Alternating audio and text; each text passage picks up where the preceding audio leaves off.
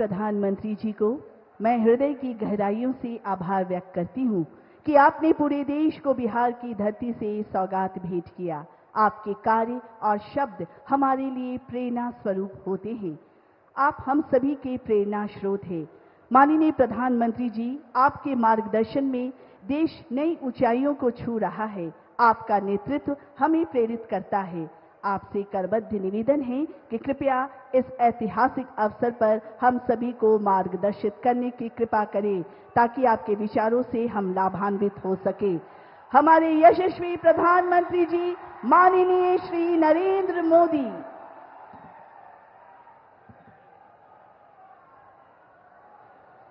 बिहार के स्वाभिमानी और मेहनती भाई बहन, आप सभी के प्रणाम। बिहार के राज्यपाल श्रीमान आरिफ मोहम्मद खान जी, हमारे लोकप्रिय मुख्यमंत्री श्री नीतीश कुमार जी, केंद्रीय मंत्रिमंडल में मेरे साथी श्री जीतन राम मांझी जी, ललन सिंह जी, गिरिराज सिंह जी, चिराग पासवान जी, नित्यानंद राय जी, सतीश चंद्र दुबे जी, राजभूषण चौधरी जी, राज्य के उप मुख्यमंत्री श्री सम्राट चौधरी जी, विजय कुमार सिन्हा जी, उपस्थित अन्य मंत्रीगण, जनप्रतिनिधिगण और बिहार के मेरे प्यारे भाइयों और बहनों, आज मुझे इस पवित्र भूमि पर बिहार के विकास को नई गति देने का सौभाग्य मिला है। यहां करीब करीब 50,000 करोड़ रुपए से ज्यादा की परियोजनाओं का लोकार्पण और शिलान्यास हुआ है। आप सब बड़ी संख्या में हमें आशीर्वाद देने आए हैं। आपका ये स्नेह, बिहार का ये प्यार, मैं इसे हमेशा सर आंखों पर रखता हूं।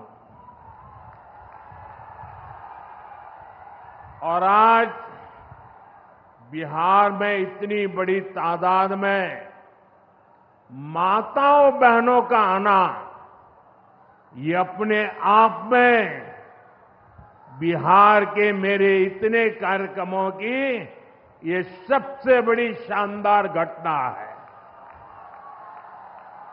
मैं माताओं बहनों को विशेष प्रणाम करता हूं। मैं आप सभी जनता जनार्दन का हृदय से आभार व्यक्त करता हूं। साथियों, सासाराम की इस धरती के तो नाम में भी राम है। सासाराम, सासाराम के लोग जानते हैं भगवान राम और उनके कुल की रीति क्या थी। प्राण जाए पर वचन न जाई, यानी जो वचन एक बार दे दिया वो पूरा होकर के ही रहता है। प्रभु श्री राम की ये रीति अब नए भारत की नीति बन गई है। अभी पहलगाम में जम्मू कश्मीर में आतंकी हमला हुआ था। हमारे कितने निर्दोष नागरिक मारे गए। इस जघन्य आतंकी हमले के बाद एक दिन के बाद मैं बिहार आया था और मैंने बिहार की धरती से देश को वादा किया था, वचन दिया था, बिहार की धरती पर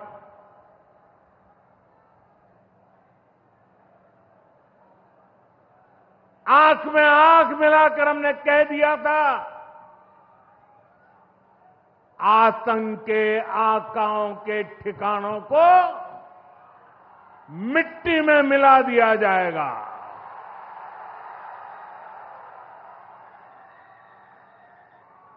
बिहार की धरती पर मैंने कहा था, उन्हें कल्पना से भी बड़ी सजा होगी।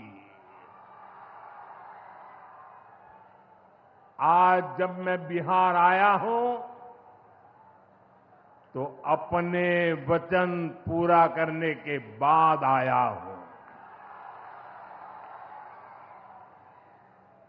जिन लोगों ने पाकिस्तान में बैठकर हमारी बहनों का सिंदूर उजाड़ा था, हमारी सेना ने उनके ठिकानों को खंडहर में बदल दिया है। भारत की बेटियों के सिंदूर की शक्ति क्या होती है, ये पाकिस्तान ने भी देखा और दुनिया ने भी देखा। जिस पाकिस्तानी सेना की छत्र छाया में आतंकी खुद को सुरक्षित मानते थे, हमारी सेनाओं ने एक ही झटके में उनको भी घुटनों पर ला दिया। पाकिस्तान के एयरबेस, उनके सैन्य ठिकाने हमने कुछ ही मिनट में तबाह कर दिए। ये नया भारत है, ये नए भारत की ताकत है। बिहार के मेरे प्यारे भाइयों बहनों, ये हमारा बिहार वीर कंवर सिंह जी की धरती है।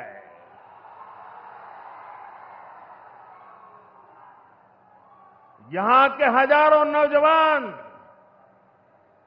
देश की सुरक्षा के लिए सेना में, बीएसएफ में अपनी जवानी खपा देते हैं। ऑपरेशन सिंदूर में दुनिया ने हमारी बीएसएफ का भी अभूतपूर्व पराक्रम और अदम्य साहस देखा है। हमारी सीमाओं पर तैनात बीएसएफ के जाबाज सुरक्षा की अभेद चट्टान है। मां भारती की रक्षा हमारे बीएसएफ के जवानों के लिए सर्वोपरि है। और यही मातृभूमि के सेवा का पवित्र कर्तव्य निभाते हुए 10 मई को सीमा पर बीएसएफ सब इंस्पेक्टर इम्तियाज शहीद हो गए थे। मैं बिहार के इस वीर बेटे को आदरपूर्वक श्रद्धांजलि देता हूं और मैं आज बिहार की धरती से फिर दोहराना चाहता हूं, ऑपरेशन सिंदूर में भारत की जो ताकत दुश्मन ने देखी है, लेकिन दुश्मन समझ लें ये तो हमारे तर्कस का केवल एक ही तीर है। आतंकवाद के खिलाफ भारत की लड़ाई न रुकी है न थमी है। आतंक का फन अगर फिर उठेगा तो भारत उसे बिल से खींचकर कुचलने का काम करेगा।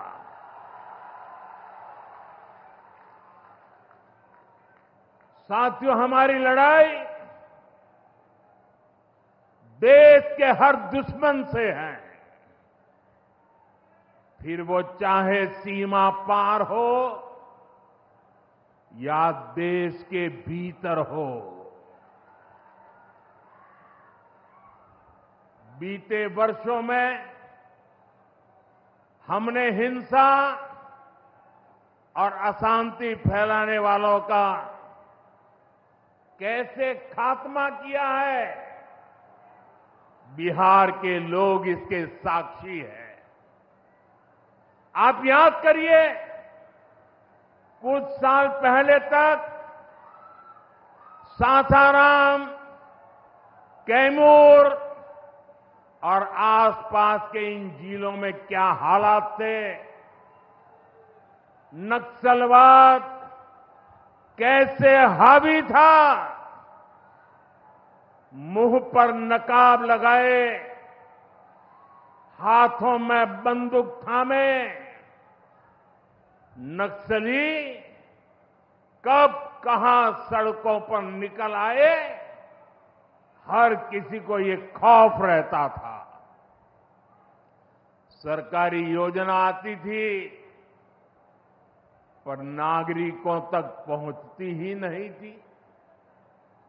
नक्सल प्रभावित गांव में न तो अस्पताल होता था, न मोबाइल टावर, कभी स्कूल जलाए जाते थे, कभी सड़क बनाने वालों को मार दिया जाता था। इन लोगों का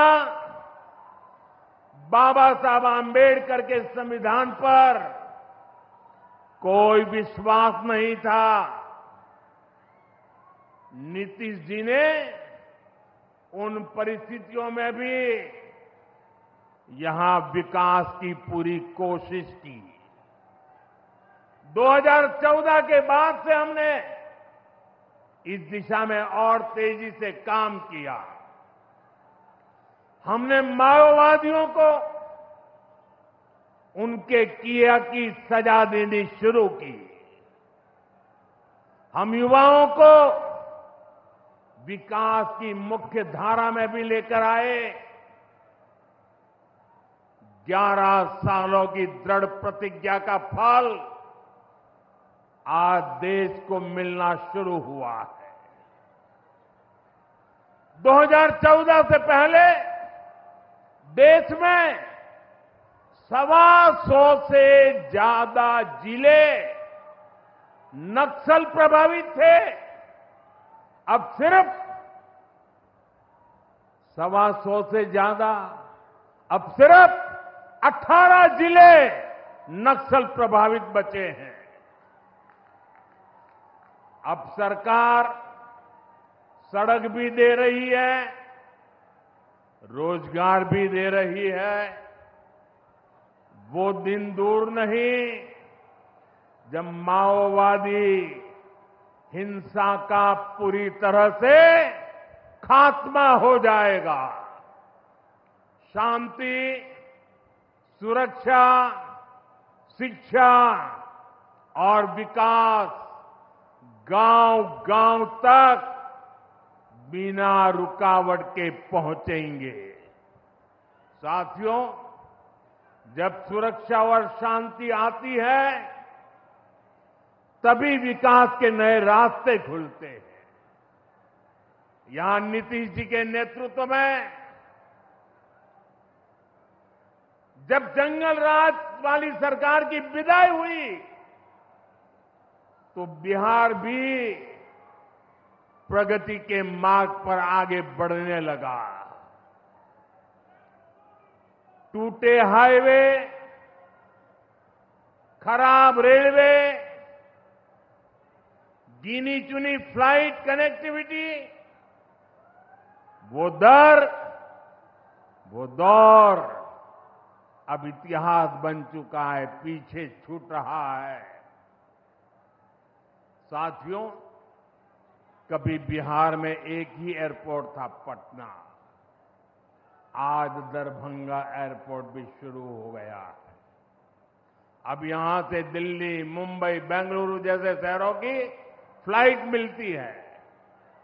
बिहार के लोगों की लंबे समय से मांग थी कि पटना एयरपोर्ट के टर्मिनल को आधुनिक बनाया जाए। अब ये मांग भी पूरी हो गई है।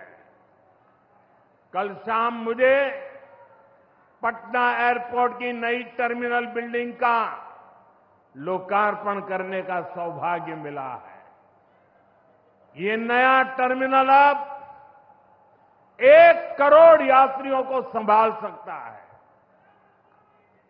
बिहटा एयरपोर्ट पर भी 1400 करोड़ रुपए का निवेश हो रहा है। साथियों, बिहार में आज हर तरफ 4 लेन और 6 लेन सड़कों का जाल बिछ रहा है।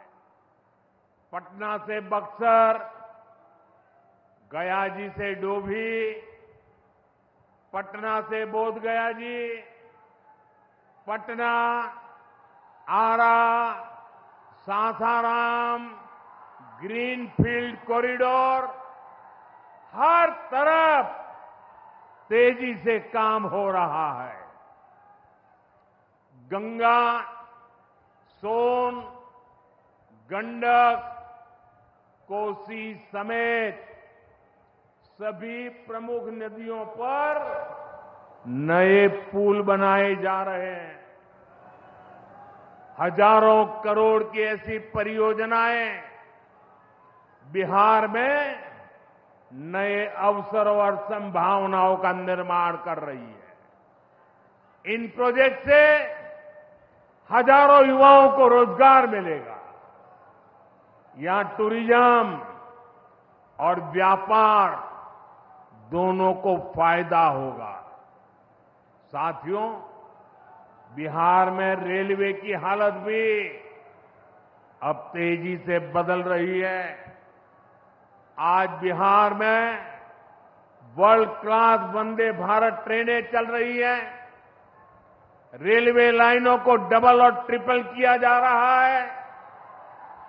छपरा, मुजफ्फरपुर, कटिहार जैसे इलाकों में काम तेजी से चल रहा है। सोननगर और अंडाल के बीच मल्टी ट्रैकिंग का काम चल रहा है, जिससे ट्रेनों का आना जाना तेज होगा। सासाराम में भी अब 100 से ज्यादा ट्रेनें रुकती है। यानी हम पुरानी समस्याओं को भी दूर कर रहे हैं और रेलवे का आधुनिकीकरण भी कर रहे हैं। भाइयों बहनों, ये काम पहले भी हो सकते थे, लेकिन जिनके ऊपर बिहार को आधुनिक ट्रेनें देने की जिम्मेदारी थी, उन्होंने रेलवे में भर्ती के नाम पर आपकी जमीन लूटने का काम किया, गरीबों की जमीन लिखवा ली। सामाजिक न्याय की उनकी यही तरीके थे, गरीब को लूटना, उनके अधिकारों को लूटना, उनकी मजबूरी का फायदा उठाना और खुद राजाशाही की मौज करना। बिहार के आप लोगों को जंगल राज वालों के झूठ और धोखे, उससे आगे भी सावधान रहना बहुत जरूरी है। साथियों, बिजली के बिना विकास अधूरा है। जब बिजली होती है तो औद्योगिक विकास होता है। जब बिजली होती है तो जीवन आसान होता है। और 21वीं सदी तो टेक्नोलॉजी से दौड़ने वाली सदी है, इसलिए डगर डगर पर बिजली की जरूरत रहने वाली है। बीते वर्षों में बिहार में बिजली उत्पादन पर बहुत जोर दिया गया है। आज बिहार में बिजली की खपत 10 साल पहले से 4 गुना हो गई है। नबीनगर में एनटीपीसी का बड़ा पावर प्रोजेक्ट बन रहा है। इस पर 30,000 करोड़ रुपया खर्च किए जाएंगे। इससे बिहार को 1500 मेगावाट बिजली मिलेगी। बक्सर और पीर पैंती में भी नए थर्मल पावर प्लांट शुरू हो जाएंगे। भाइयों बहनों, अब हमारा ध्यान भविष्य की ओर है। हमें बिहार को ग्रीन एनर्जी की ओर लेकर जाना है और इसलिए कजरा में सोलर पार्क का निर्माण भी हो रहा है। पीएम कुसुम योजना के तहत सौर ऊर्जा से किसानों को कमाई के विकल्प दिए जा रहे हैं। रिन्यूएबल एग्रीकल्चर फीडर से खेतों को बिजली मिल रही है। हमारे इन प्रयासों का असर है कि यहां के लोगों का जीवन बेहतर हुआ है। महिलाएं खुद को सुरक्षित महसूस कर रही है। साथियों, जब राज्य में आधुनिक इंफ्रास्ट्रक्चर आता है तो सबसे ज्यादा लाभ गांव, गरीब किसान और छोटे उद्योगों को होता है, क्योंकि वो देश विदेश के बड़े बाजारों से जुड़ पाते हैं। प्रदेश में नया निवेश आता है तो नए अवसर बनते हैं। आप देखिए, पिछले साल हुई बिहार बिजनेस समिट में बड़ी संख्या में कंपनियां यहां निवेश के लिए आगे आई। जब राज्य में उद्योग आता है तो लोगों को मजदूरी के लिए पलायन नहीं करना पड़ता, किसानों को भी नए विकल्प मिलते हैं। यातायात की सुविधाएं सुधरने से उनकी उपज भी दूर दूर तक जा पाती है। भाइयों बहनों, हमारी सरकार बिहार के किसानों की आय बढ़ाने के लिए लगातार काम कर रही है। यहां 75 लाख से ज्यादा किसानों को पीएम किसान सम्मान निधि के तहत आर्थिक सहायता मिल रही है। हमारी सरकार ने मखाना बोर्ड की घोषणा की है। हमने बिहार के मखाना को जीआई टैग दिया। इससे मखाना किसानों को बहुत लाभ हुआ है। इस साल के बजट में हमने बिहार में फूड प्रोसेसिंग के लिए नेशनल इंस्टीट्यूट का भी ऐलान किया है। अभी 2-3 महीने पहले ही कैबिनेट ने 2-3 दिन पहले ही कैबिनेट ने खरीफ के मौसम के उसके लिए धान समेत 14 फसलों की एमएसपी को बढ़ाने को मंजूरी दी है। इससे किसानों को अपनी फसलों का बेहतर दाम और आमदनी भी बढ़ेगी। साथियों, जिन लोगों ने बिहार को सबसे ज्यादा ठगा, जिनके दौर में बिहार के गरीब और वंचित तबके को बिहार छोड़कर जाना पड़ा, आज वही लोग सत्ता पाने के लिए सामाजिक न्याय का झूठ बोल रहे हैं।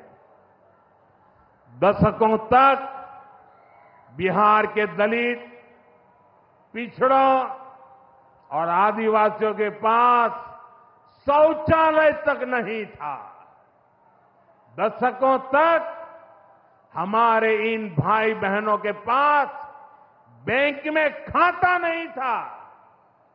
उन्होंने बैंकों में उनके लिए तो एंट्री बंद थी, दरवाजे तक भी घुसने नहीं दिया जाता था। दलित और पिछड़ा वर्ग के ही सबसे ज्यादा लोग झुग्गी झोपड़ी में जीवन गुजारा करते थे। उनके पास पक्का घर तक नहीं था, वे बेघर थे। करोड़ों लोगों के सर पर छत तक नहीं थी। मैं आपसे पूछता हूं, बिहार के लोगों की ये दुर्दशा, ये पीड़ा, ये तकलीफ, क्या ये कांग्रेस और आरजेडी का, क्या यही सामाजिक न्याय था? गरीबों को इस प्रकार से मजबूरी में जीने के लिए सारी नीतियां बनाने के आदी लोग। साथियों, इससे ज्यादा अन्याय कोई नहीं हो सकता है। कांग्रेस और आरजेडी वालों, इन्होंने कभी दलित, पिछड़ा की इतनी तकलीफों की चिंता तक नहीं की। ये लोग विदेशियों को बिहार की गरीबी दिखाने के लिए घुमाने लाते थे। अब जब दलित, वंचित और पिछड़ा समाज ने कांग्रेस को उसके पापों की वजह से छोड़ दिया है, तो इन्हें अपना अस्तित्व बचाने के लिए सामाजिक न्याय की बातें याद आ रही है। भाइयों बहनों, बिहार में और देश में सामाजिक न्याय का नया सवेरा एनडीए के दौर में दिखा है। हमने गरीब तक जीवन से जुड़ी मूलभूत सुविधाएं पहुंचाई है। हम इन सुविधाओं को 100% लाभार्थी तक पहुंचाने के लिए काम कर रहे हैं। 4 करोड़ नए मकान, 3 करोड़ बहनों को लखपति दीदी बनाने का मिशन, 12 करोड़ से ज्यादा घरों में नल का कनेक्शन, 70 साल से अधिक उम्र के हर बुजुर्ग को 5 लाख रुपए तक का मुफ्त इलाज, हर महीने मुफ्त राशन की सुविधा। हमारी सरकार हर गरीब और जरूरतमंद के साथ खड़ी है। साथियों, हम चाहते हैं कि कोई भी गांव छूटे नहीं, कोई भी हकदार परिवार सरकार की योजनाओं से वंचित न रह जाए। मुझे खुशी है इसी सोच के साथ बिहार सरकार ने डॉक्टर भीमराव अंबेडकर समग्र सेवा अभियान शुरू किया है। इस अभियान में 22 जरूरी योजनाएं एक साथ लेकर सरकार गांव-गांव, टोला-टोला पहुंच रही है। हमारा लक्ष्य है हर दलित, महादलित, पिछड़े, अति पिछड़े, गरीब के घर तक सीधे पहुंचना। मुझे बताया गया है कि अब तक 30,000 से ज्यादा कैंप लग चुके हैं। लाखों लोग इस अभियान से जुड़ चुके हैं। जब सरकार खुद लाभार्थियों तक पहुंचती है तो ना कोई भेदभाव होता है और ना ही कोई भ्रष्टाचार होता है, और तभी सच्चा सामाजिक न्याय होता है।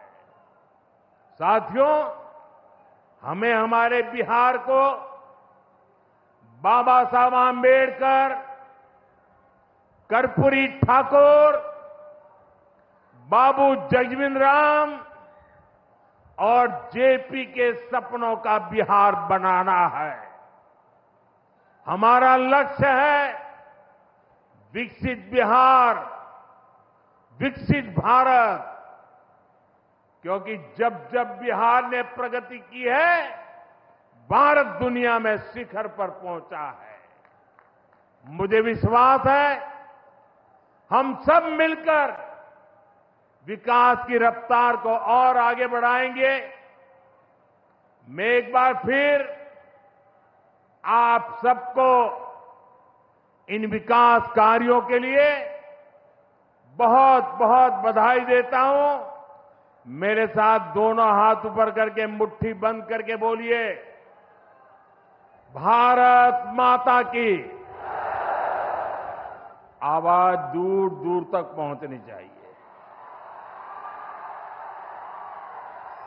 सीमा पर खड़े हमारे जवान का सीना चौड़ा हो जाना चाहिए।